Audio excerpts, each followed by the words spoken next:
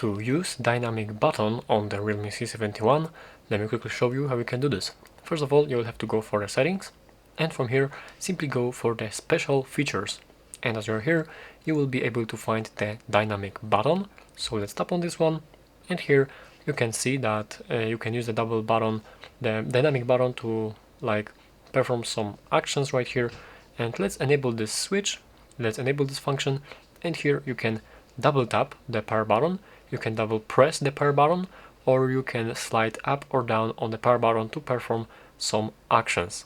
And you can also press and hold the power button. So there are like 4 shortcuts which you can actually make right here, and you can enable like these 3. This hold power button is for the power menu or for the voice assistant, and here you can manage these 3 different shortcuts. So for the double tap, for example, we can, like, for example, change the sound mode, open camera, open application. So there we have a lot of nice shortcuts available right here.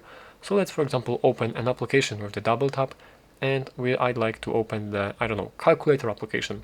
And now, as you can see, we have the open calculator app selected for this shortcut. And now, as I double tap on this power button, the shortcut is being executed. So that's pretty nice.